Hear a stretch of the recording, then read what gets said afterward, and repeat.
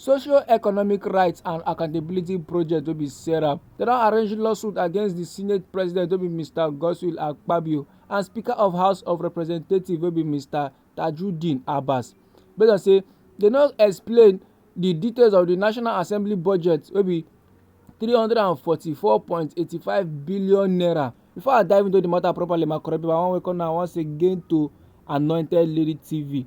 Abeg, if you never subscribe to this channel, make try subscribe because we dey bring you ogbonge news wey dey happen for we country Nigeria. And abeg, turn on the notification bell so as we dey drop the update, you dey get am sharp sharp.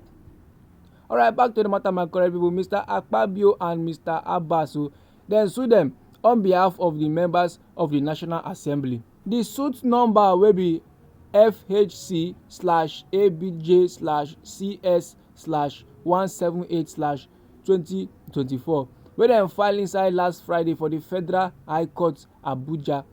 Sarap now wetin dem dey find according to the lawsuit na order of mandamus to direct and to make Mr. Akpabio and Mr. Abbas to explain the details of the 344.85 billion naira National Assembly budget, and order of mandamus to direct Mr. Akpabio and Mr. Abbas to make dem explain and make sure say dem clarify the details of the 8.5 billion naira budget for the National Assembly liabilities based on the Appropriation Act 2024 and the nature of those liabilities and how and why they come bring am come board.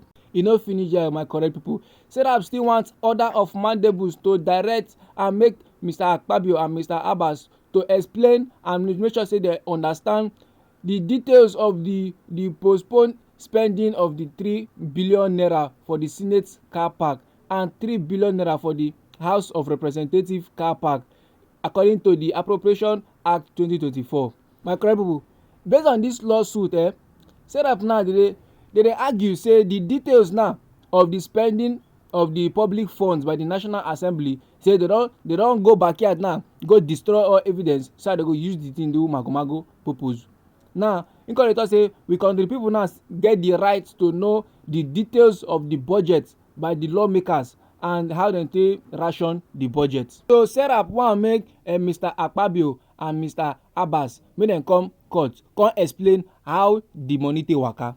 And according to Sarap, if they explain the details of this proposed spending of the National Assembly budget, say go allow we country people to keep account and to monitor the budget so that this money they no go thief am or they no go carry am go do another thing. And if nobody know the details wey concern the spending of the 344.85 billion naira National Assembly budget, e no go make sense. Say e go bring negative impact come the fundamental interest of we country people and the public interest. They say the National Assembly dey supposed to dey more responsible to the public interest and to answer any query wey come board.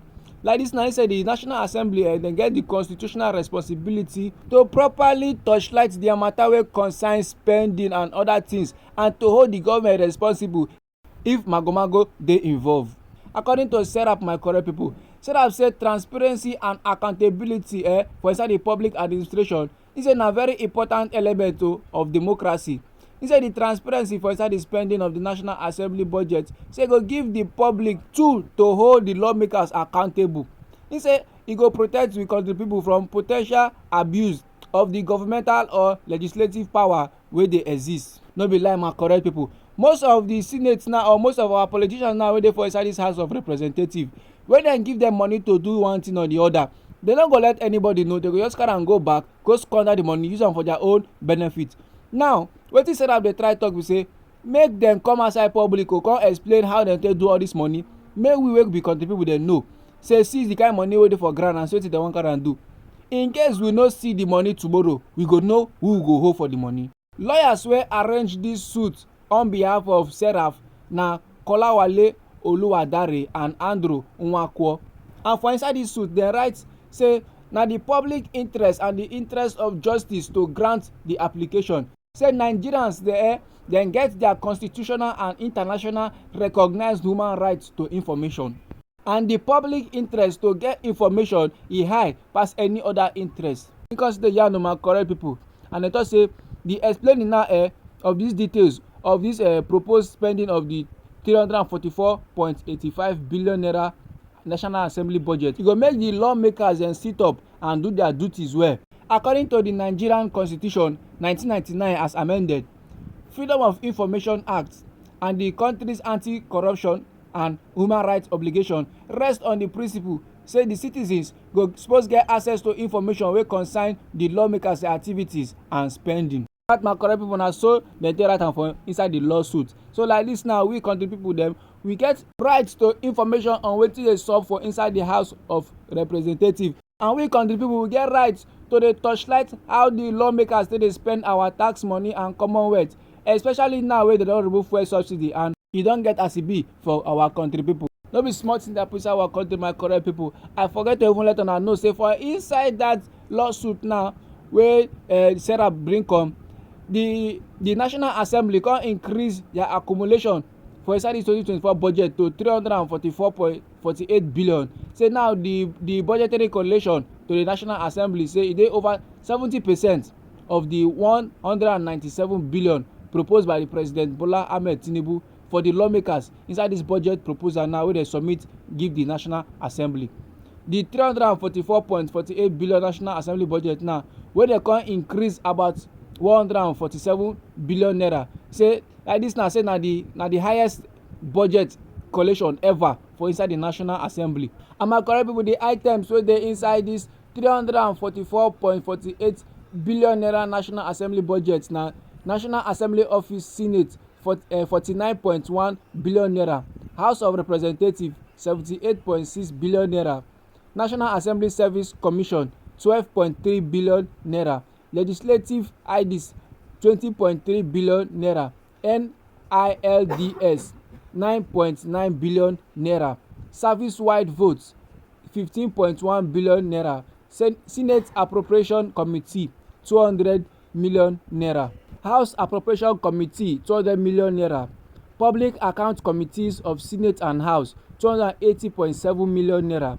National Assembly Library Take-off Grant 12.1 billion naira, National Assembly Building wey dey go on 4.2 billion naira, and National Assembly Liabilities 8.5 billion naira, National Assembly E-Library 225 million naira, Constitution Review 1 billion naira, and completion of NILDS headquarter 4.5 billion naira, construction of NASC building 10 billion naira, Office of Clerks and Permanent Secretaries 1.2 billion naira, and alternative power system 4 billion naira, National Assembly zonal offices 3 billion naira, Senate car park 3 billion naira, House of Representatives car parks 3 billion naira, and furnishing of committee rooms Senate 2.7 billion naira, furnishing of committee rooms House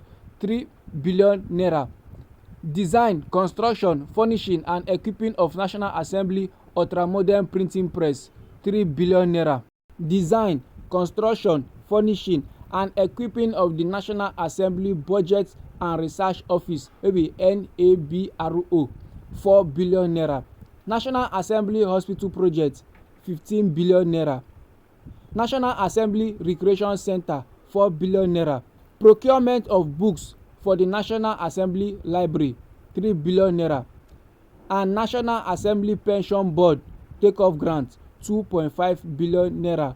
My correct people, how you see this matter? And for inside the statement, they say they never fix date wey they go do the hearing of this suit, my correct people. If dem carry this matter go court, how it is say the result go still play out? This na the koko I carry come for una table, my correct people. No forget, any high thing be for body, try drop your comment for the comment section. And this na Anointed Lady TV, where they bring you koko wey dey happen for the country Nigeria. Abeg, if you never subscribe to this channel, make try hit that subscribe button and put on the notification bell so as we dey bring the update, my correct people, you dey get am sharp sharp. And abeg, try to share our videos and give your family and friends, make them too they know what's up for the country Nigeria. And they come with another story for now, my correct people. Just click the next video.